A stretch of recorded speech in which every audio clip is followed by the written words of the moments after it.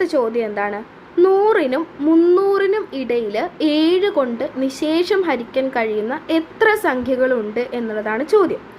അപ്പോൾ ആദ്യം 100 എടുക്കുന്നു. 100ൽ 7 നിശേഷം പോവോ നോക്കുക. ഇല്ല. 101, 102, 103, 104 ഇതിലൊന്നും പോകില്ല.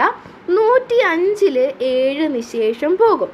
അപ്പോൾ നമ്മളുടെ ആദ്യത്തെ പദം എന്ന് പറയുന്നത് 105 ആയിട്ട് എടുക്കാം. ഇനി 300ൽ നിന്ന് പിന്നോട്ട് എണ്ണാം. 300ൽ നിന്ന് പിന്നോട്ട് എണ്ണുമ്പോൾ 294ലാണ് 7 പൂർണ്ണമായിട്ട് പോകുന്നത്, നിശേഷം ഹരിക്കാൻ കഴിയുന്നത്. അപ്പോൾ അവസാന പദം നമുക്ക് 294 എന്നും ആദ്യ പദം നമുക്ക് 105 എന്നും ലഭിച്ചു. അപ്പോൾ ഇവിടെ നമ്മൾ എന്ത് ചെയ്യുന്നു? നമ്മുടെ സമാന്തര ശ്രേണിയുടെ equation xn = a + n - 1 × d എന്നുള്ള ഇക്വേഷൻ എടുക്കുക. ഇതിൽ xn 294 =